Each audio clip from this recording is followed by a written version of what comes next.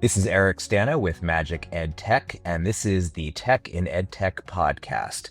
I'm joined today by Cruz Vergara, the Chief Education Strategy Officer with Handshake, a tech platform that enables students and recent graduates to find their next opportunity. Christine, welcome, and thank you for joining me today. Great to be here. Excited to chat. Thank you. Thank you so much. Well, why don't we just jump right in and we'll start actually by creating a little context. And if you could just maybe give our listeners, I've already introduced the fact that you're the Chief Education Strategy Officer at Handshake, but give us if you could, a quick snapshot of your background in your own words rather, and your current role at Handshake, what that entails. Sure. So, my current role at Handshake is the Chief Education Strategy Officer, which essentially means that I run our education side of the business. And I have the privilege and honor of partnering with over 1,600 universities and colleges across the nation to really help them support their students in finding their first internships and first jobs. And now we're even seeing many of their graduates come back for their second and third jobs. And we do that because we are overall a network connecting those students to great opportunities from amazing employers on Handshake's network. And prior to being here at Handshake, I've been here for about 6.5 years. I used to work in higher education for over a decade. I've worked in a number of different student services, but primarily worked in career services. And so I've had the pleasure of working at all of the Georges in the DC area, GW, Georgetown, George Mason, and also served as the associate provost for career education at Wellesley College outside of Boston. Fabulous. And before we dive in, and I always use that as a preamble, and then what I force people to do is dive right in. So let me ask you a pretty direct question.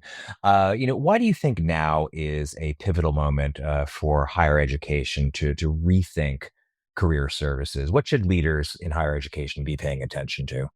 Well, it's a critical time right now because the value of higher education is very much being called into question. Of A lot of course. public surveys, public polls around how people are feeling about higher education and whether they think it's worth it for their children or for people in general to be going to college has really declined, Right. unfortunately. And I think if higher education wants to continue to stay valuable and more importantly, stay relevant, I think they need to continue shifting their narrative. And I think a huge piece of that is tying what students are learning, what they're gaining, how they're developing to really practical, tangible outcomes, such as a career. We know that the majority of students go to school in order to better their life, in order to get a better job, in order to live more comfortably in the future. And we shouldn't shy away from that reality. Right, right. And I think that, you and I have not spoken before this, but I get the sense that a theme of relevance relative to higher education is going to emerge. But let's see if that happens. So you've spent time, as you said, on both sides of the equation. You've been at institutions in leadership positions, and now you're at the intersection of tech and higher ed. How has that experience shaped the way you think about student support and career readiness in particular? I laugh because it's been such an interesting experience to truly be on both sides and to Yeah. have the understanding of the obstacles, the bureaucracy, um, the timing of how you get things done on the ground within higher ed. There's so many good people doing so much good work in our Right. education systems, but the system itself is actually built so that there's diffused authority, there's shared governance, and that inherently means that it sometimes takes longer in order to pilot something, in order to change something, in order to move something along. The timing might take a semester, it might take an academic Right. year, it might take multiple academic years. And outside of higher ed, that's just not the case, right? So then I move into tech, which is literally the exact opposite. Things happen in a matter of weeks, in a matter of days, sometimes in a matter of hours. And That's so the right. speed and the timing is probably one of the most jarring differences between those two experiences. But what I have found is that both in tech and certainly in ed tech here within Handshake, we also have so many amazing, smart, intelligent people that are doing good work and really trying to ensure that students are supported, that they can find success, that they're able to kickstart their careers in a really positive way. The outcomes and the intent and the mission is actually very similar, but the strengths and the ways in which we are able to do it are different. And so at the end of the day, we actually really need each other. And when we can combine our strengths together, that's when you see success. It's not one side or the other side being able to do it better. It's actually figuring out, what are you good at? How do I partner up with somebody else or another entity that is good at the things that I might not be good at? And how do we do that together? Nice. And I have to say, I enjoyed your characterization of higher education and its pace and its structure. And it struck me that that sounds a lot like the American political system. So there's a great deal of editorializing I would love to do that I'm not going to, on how these are like-minded entities and they should get along. But that's for another time and another podcast. What changes, from your vantage point, in student job seeking behaviors, getting back to really the mission of this conversation, what changes in their job seeking behaviors has stood out to you in the last few years?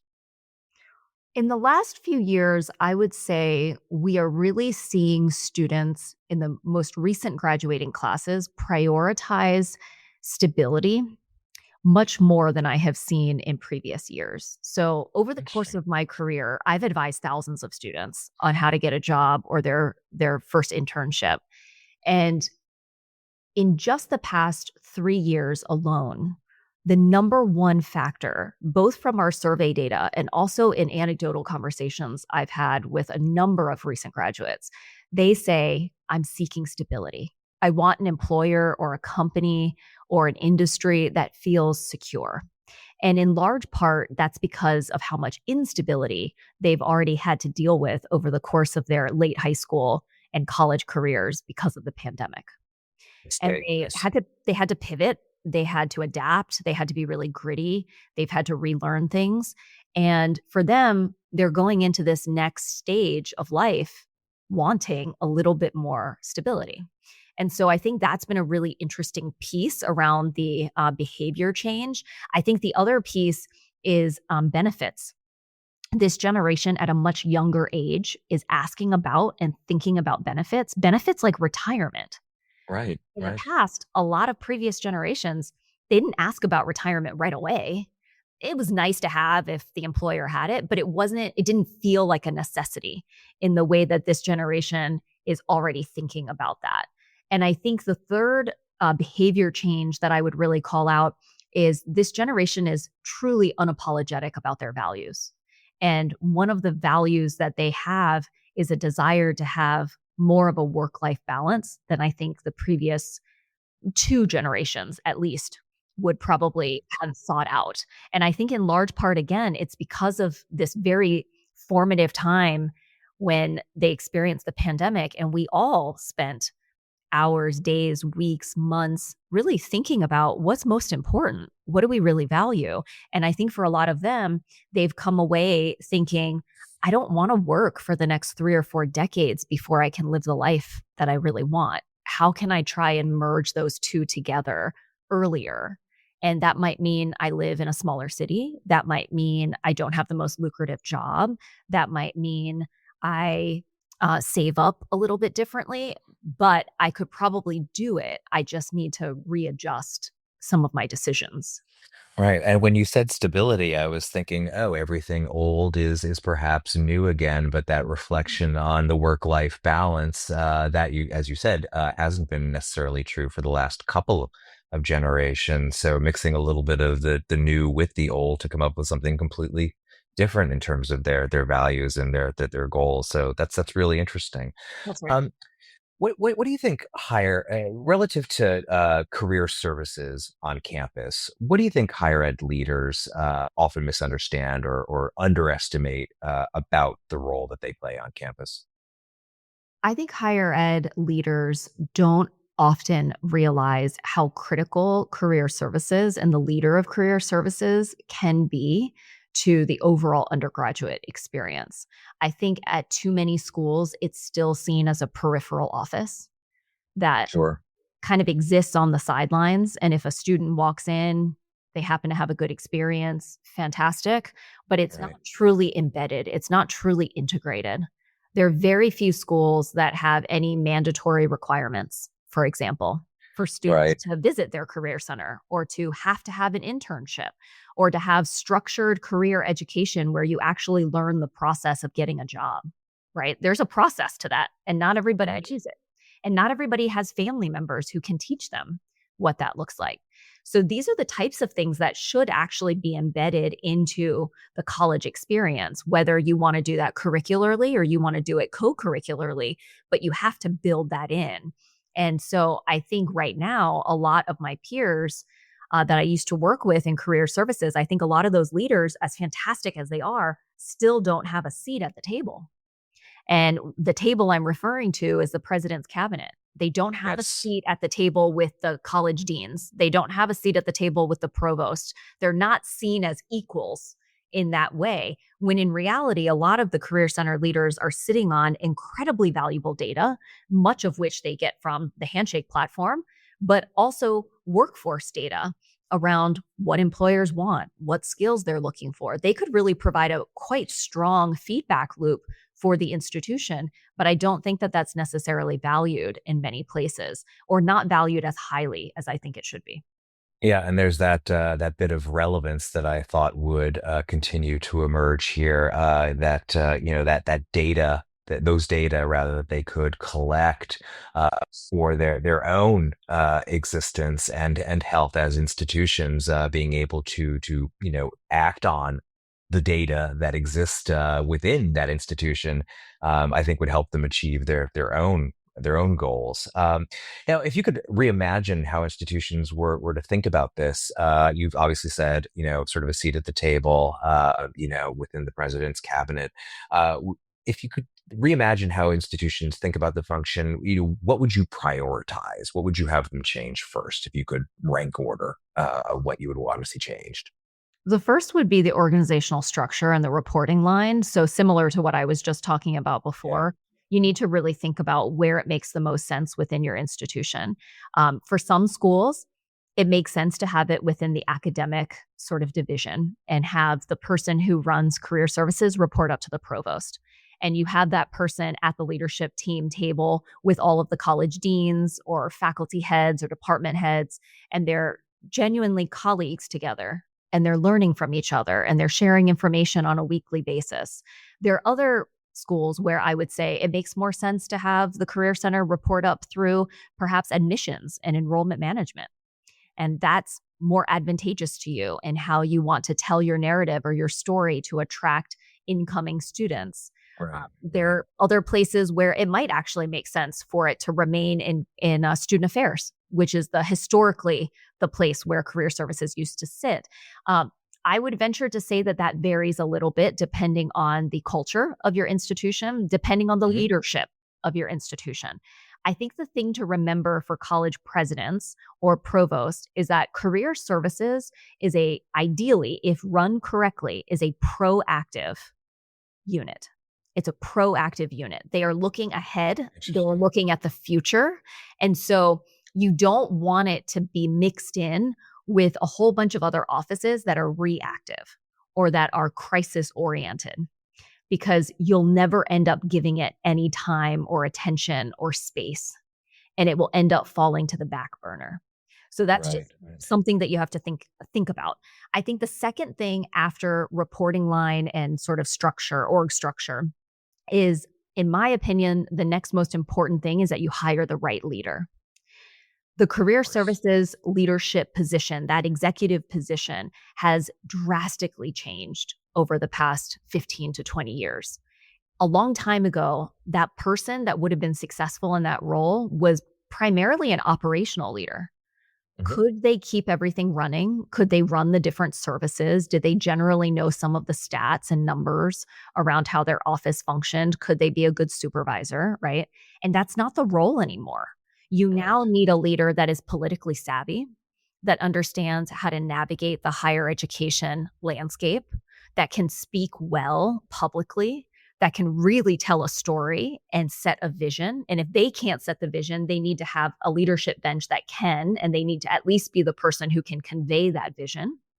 They need to be able to build relationships and garner trust and credibility across a large swath of stakeholders, from faculty to students to alumni to parents to staff and administration. I mean, everybody. And that's hard. And so you're looking for someone who honestly is going to probably spend more time external than they are internal to the day to day operations of their staff. And this has to be a person that is a strong leader with strong conviction, a strong backbone, and knows how to hire a leadership bench that can actually run the day to day operations of their office. And that is a tall order, but that is what schools should be looking for. Right. And I am again struck by the commonalities between now this particular role in this office and our political system. But again, I will leave that in abeyance.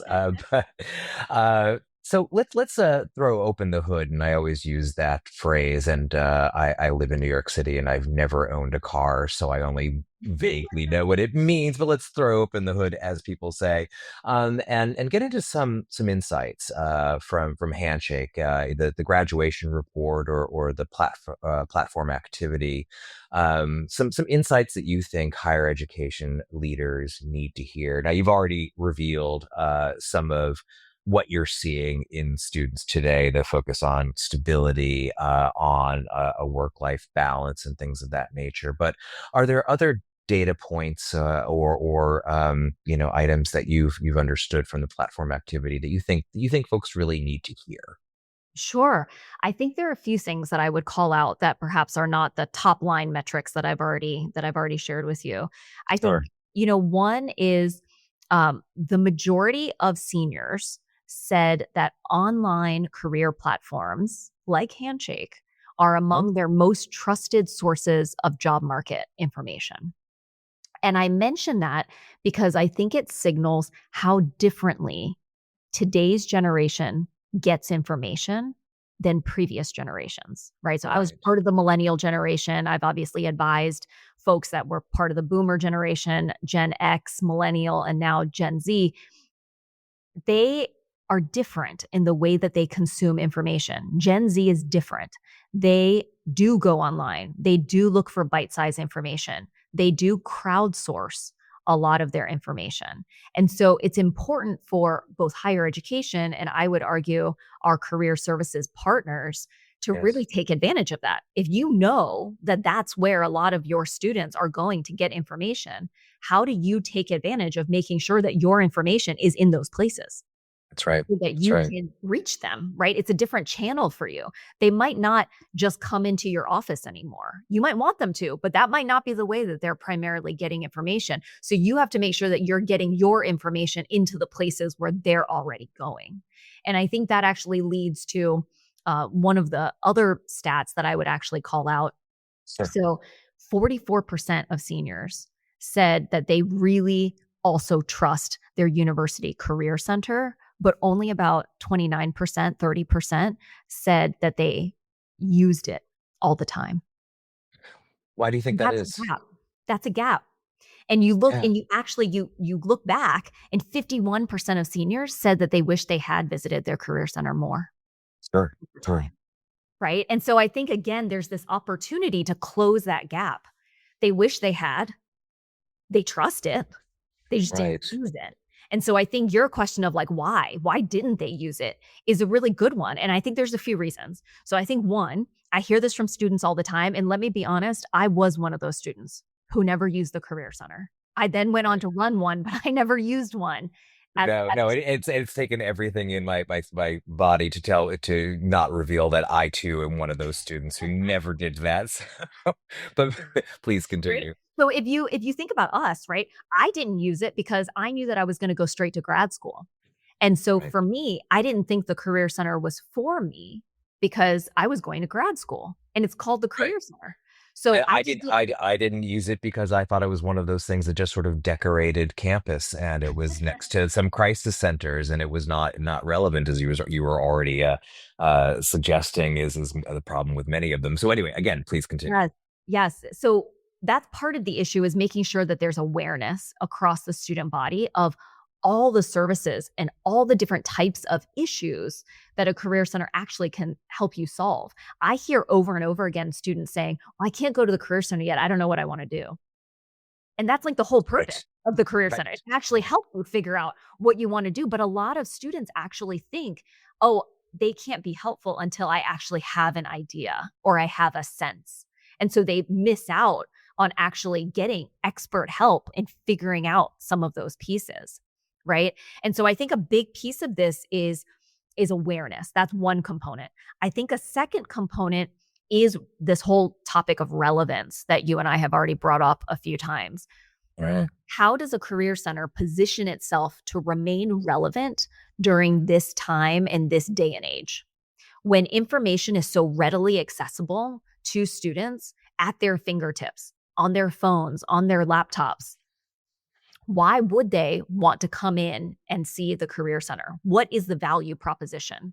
And I've asked this question, honestly, of many of my peers over the past few years. Have you rethought what your value proposition is? Why would they want to come in to see you?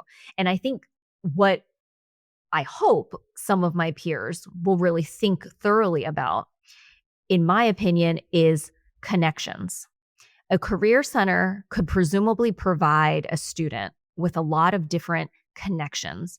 And these are not just connections like saying, hey, go to this database and look up students who had interests similar to yours or who are working in industries that you want to go into. But these are like actual warm connections where I can say, hey, I know Eric. He does X, Y, and Z. Let me introduce you to him. Right. And I think in our profession in career services for a long time, people felt strongly about, well, I don't want to give the students the fish. I want to teach them to fish.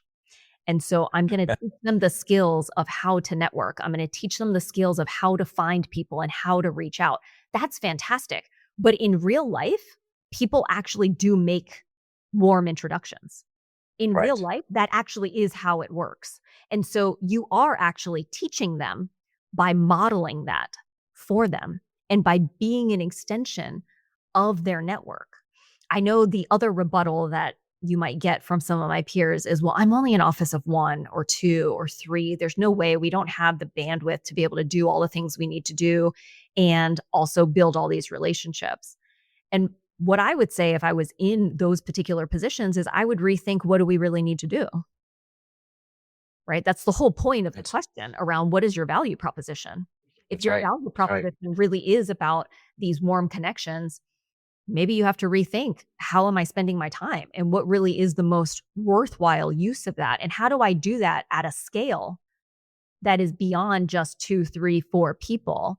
What does that look like? It does require us to think quite differently about what we've been doing and how we want to do it moving forward. I'm not suggesting that is the only value proposition, but I do think it is one of the key value propositions that no technology will ever be able to replace.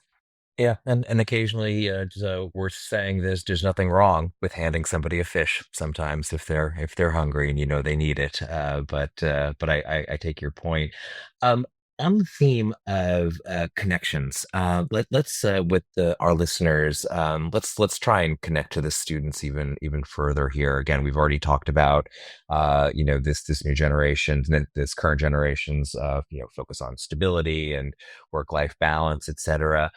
Drilling down a little further into some of that, how are students feeling today in the current job market? How are they feeling about remote work and hybrid roles? We hear a lot about both, particularly coming out of the pandemic, and also, how are they feeling about opportunities in areas like AI?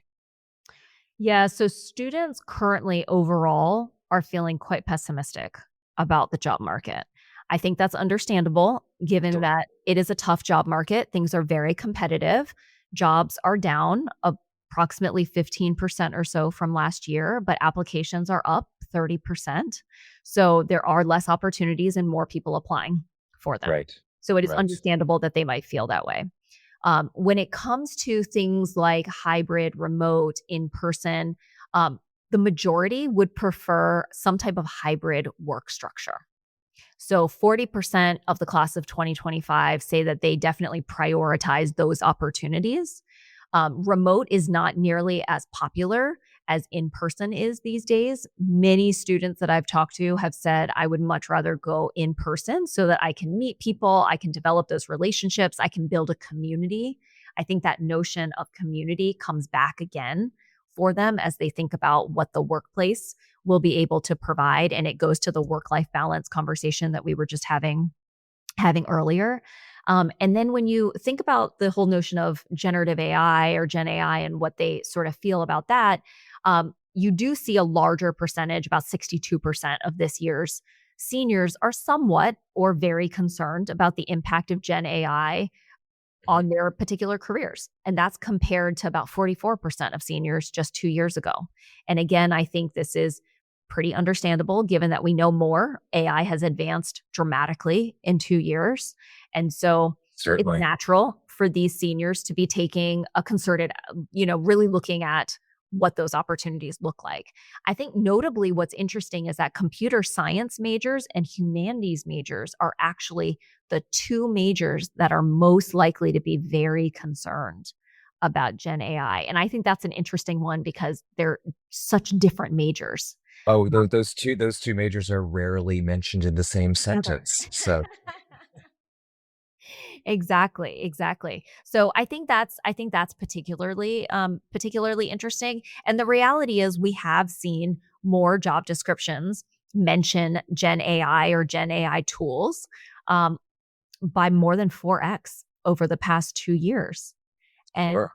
that is a reality that our seniors are jumping into. And I have to say that your comments on hybrid work from home, work from the office, that resonates with me as somebody who comes to the office every day of the week. My subway rides are very different on Mondays, Wednesdays, and Fridays because it's clear some people are availing themselves of a hybrid role. Um, well, given the feelings that these students are having and their views of these roles and the potential impact of AI, what do you think this means for how universities might guide students towards internships and job pathways? I think the big piece is still figuring out how might you embed more work-based learning into the curriculum. So you can do that a number of Mm, different ways. There are some schools you look at, say, a Johnson and Wales University has actually been doing this for ages. They have always embedded work-based learning into their curriculum. They've had capstones where students are required to do internships in their different departments. And that hands on learning has just always been part of their educational experience. And I think that's fantastic. You look at other places where maybe it's not universal across the entire school, but you have certain programs that maybe have partnered with employers. And every semester they bring in a live employer project or problem that the students or the class will collectively work on together and present back to an employer at the end of the semester. There are different ways in which you can enable this. And I think it's important for schools to be thinking about that integration or how it could be embedded. And again, they should do it in a way that fits the culture of their institution. I also think it is important for schools to really work with students on not only learning the skills that they will need for the workforce, right? We have all of the skills like communication and teamwork and problem solving and critical thinking, but you also have the harder skills these days, like Gen AI, for mhm. example. And how do you help embed that into their experience? But more importantly, how do you make sure that you help the student to learn how to articulate that they have these particular skills? We know that the college experience often does teach students how to do all the things I just listed. But when Right. you ask students directly, hey, did you learn this? A lot of them would be like, oh, I don't know. I'm not sure if I did, right? Like they don't necessarily put two and two together all the time right away. Right. That's a lot of the work of what career services and career advisors are doing is helping them realize, hey, you know that group project you really didn't like because half the team slacked off and you Right. ended up having to pull their weight. Like, do you realize what you learned in that situation? You learned how to work with difficult people. You learned how to communicate. You learned how to still present a cohesive vision because at the end of the day, it was a group grade, right? There are all these Right. lessons that you learned that are actually extremely applicable to the workplace, but we're often not connecting the dots enough for students to realize that in the moment. Right, early on, learning that life sometimes isn't fair. Now we've talked about student attitudes a good deal here, but I'm curious, how are the attitudes starting to influence how students themselves approach learning and career planning and job searching? You've talked about where they consume information and how we have to populate those spaces in order to be there for them. But what's students' posture relative to this career journey? What are they doing? How are they approaching it?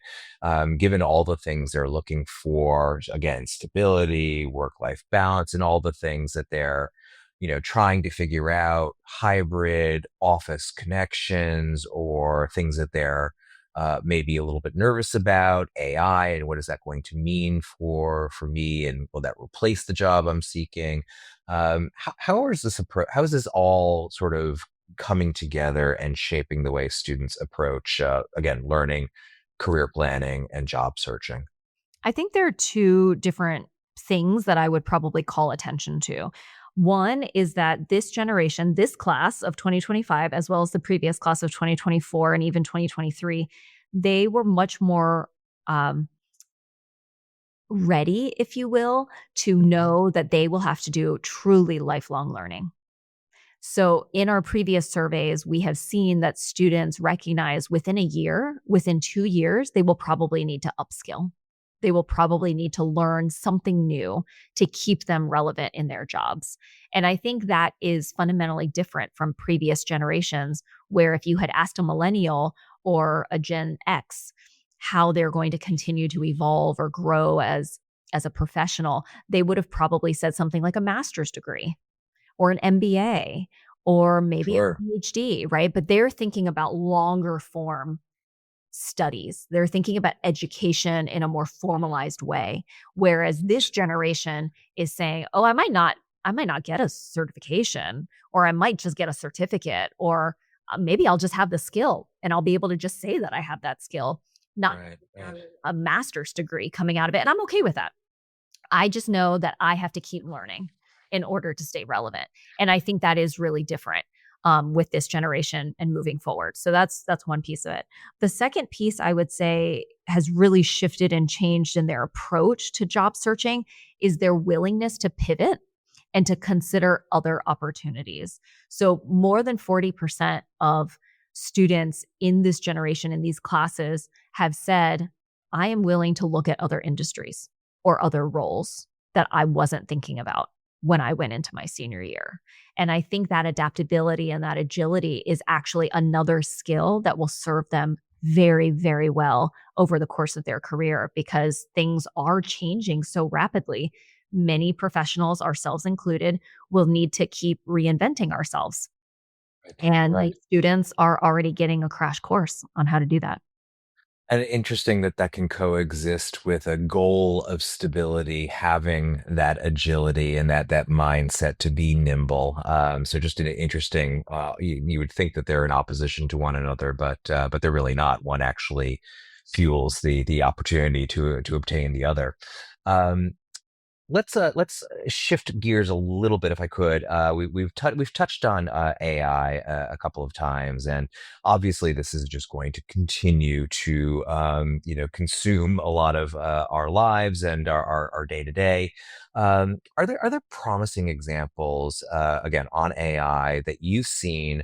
Of universities really integrating AI literacy or usage into their programs. I go to conferences and I have seen over the last couple of years, I've heard the hue and cry from universities really struggling to enact rules or guardrails around AI. But on the positive front, have you seen good examples of them integrating AI literacy and usage into their programs? Oh, certainly. I'll give you 2 examples. I mean, Sure. one would be Arizona State University, right? No surprise to anybody, Always. ASU. ASU is often on the cutting edge of new technology. They're happy to be guinea pigs, they're happy to pilot, they're happy to use new technology and roll it out across their institution. So they continue, to be great partners, in thinking about Gen AI and thinking about programs related to AI. They already offer both a master's and undergraduate degree in AI as well. So I think a lot of the work that ASU is doing is really fantastic. But I'll give you another school that is actually completely opposite and different than ASU, which would be Emory University. So much smaller, private institution Yeah. in the South. And they actually believe so strongly in where AI is going that they've actually hired experts in each of the different degree programs that also specialize in AI so that they can be advisors to the faculty and to the students around within this discipline. This is how you can embed AI. This is how you can use AI to do your research, to do your analysis, to do your trainings. And I think that's really powerful. They do have a center of folks that are also focused on the whole topic of AI and what that looks like. But I think that's a really great example of how you can be thinking in a really forward way around what this could look like for an Right. institution and for students. Yeah, and I think you may have just answered the question I was just going to ask by talking about Emory and its example, but maybe you can expand on it further. I was going to ask, how can leadership take a more balanced approach to fostering innovation while also maintaining, where I hear the hue and cry, ethical and academic standards. Do you want to expand on maybe the Emory example, or provide another one where you think that they're getting it right with that balanced approach? Sure. I think Emory is a great example. I'll expand Yeah, on that. I think sure. by them hiring folks that actually also have expertise in the specific discipline or degree areas, they're doing a couple of things. One, they are honoring the expertise of that academic domain. They're not saying that AI alone knows it better or can do it better or can replace them, but they're rather saying, how do we actually take the knowledge of these experts and continue to actually push the boundaries of what AI can do and how it can be used and how it can actually be a creative partner in the work that we do together. And I think that does a few things for students and for faculty. I think for faculty, for any faculty that were maybe skeptical or unsure about the use of this, they essentially have an actual colleague, someone that has similar credentials to them, someone who also has the same level of expertise or knowledge, someone that is at their level. And so it feels safer to be able to talk to a peer or a colleague in that way versus trying to have a faculty member simply interface with somebody that, say, comes purely from a tech background, for example. For students, I think it really illustrates and supports how important it is to still learn this material and to still be able to absorb and understand it, and that AI isn't replacing it, but rather augmenting it. And I think Right. that is also a really powerful example. So I think Emory has done a really wonderful job of taking this balanced approach and thinking about how to embed, how to integrate AI into their day to day. Nice. Well, thank you for that. And let's begin to wrap up here with our perhaps odiously titled lightning round section of this conversation. I'll just ask you a few questions, and let's just move through it. You give me the quickest answer, top of mind, and we'll just try and give some little nuggets of wisdom in our wake from this. So, what's the one piece of advice you'd give higher education leaders trying to bridge the gap between education and industry? Prioritize career education. If you actually prioritize it, you'll actually do it. Nice. What's one common myth or misconception about today's student job search? That if you apply to hundreds of jobs, you'll actually get one of them. Nice, you're good at this. What, what's your biggest hope or boldest prediction for the future of higher education over the next 5 years? Oh, well, I'll go with hope. My biggest hope is that career education really will be prioritized and you will start to see greater success from students come from that prioritization. Always leave on a hopeful note. I like it. And now that we're past the lightning round, let's actually just take a more sober and thoughtful approach to these last few moments. Um, any real closing remarks or key takeaways that listeners who might have tuned in and out of this conversation that you want to make sure they take with them? Any parting advice you'd give? I mean, I think if we take a step back and really zoom out on this conversation that we're having, none of what we're talking about is rocket science. We're talking about really practical things here that Right. just require coordination. In large part, it just takes real collaboration, but it takes collaboration across entities that are not all working in the same place. And I think that's the part that makes it incredibly hard. It's hard enough for my peers that are working in higher education to sometimes navigate their own colleges or universities. You then Right. throw in, how do you partner with a tech provider like Handshake? How do you partner with your local chambers of commerce? How do you bring in workforce boards? How do you use the data across all of those different entities to give you a sense of what's needed in your local community or region, and how do you want to change curriculum based on that or not, right? And all of a sudden it feels overwhelming, it feels complex. But I think if we actually step back and just remind ourselves, at the end of the day, we're trying to help students get jobs, period. That's the goal, that's it, that's all we're trying to do. And let's just make this as simple as possible. How do we help get as many students as many jobs as we can? I think we could let go of, well, it has to be this big fancy program. It has to do X, Y, and Z. Like, just literally help connect them to that opportunity. What's the fastest way to do that? Or what's the easiest way to do that? Or what's the way that we can actually scale? Or do we need three different ways to do that? And that's what we should build and call it a day.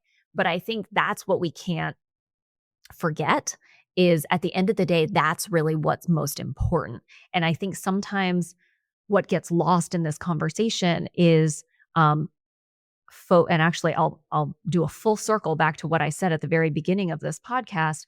I Sure. think, unfortunately, because the value of higher education is being called into question, unfortunately, I think a lot of my peers are often really focused on, how do I articulate my value of career services or career education within the context of my institution? And they end up having to spend time and energy on that because they're trying to position, they're trying to frame, they're trying to advocate, they're trying to get resources, instead of spending all of their time on, how do I get these students jobs? They're having Well, to think about those other pieces. So, structurally, institutionally, if we can help them get the resources they need, get a seat at the table, they can focus on the important data that's actually needed and the important interventions that are actually needed to help get those students connected and get those jobs. Well, I can't think of a better way to conclude, although I will add that I appreciate the quiet callback to recommending that everybody recall the lessons that they learned from their group projects in college when you advised that the folks collaborate and work with others. And, we'd referenced that earlier. And I think that's good advice, that you did learn some career skills when you were in college. So thank you for that. Um, Christine, it's been an absolute pleasure. And do you want to let listeners know how they can keep up with you, keep up with the work you're doing, stay in touch with the bits of advice and insights that you gain? Are there good ways for people to keep track of your work? Sure, absolutely. They can find me on LinkedIn. C Cruz Vergara, my first initial and my last name is my handle. They can find me on LinkedIn. They can find me on Handshake. Happy to connect. All right. Well, once again, thank you, Christine. I really appreciate your time today. Thanks for those of you who have been listening. Again, this is Eric Stano with Magic EdTech, and this has been Tech in EdTech.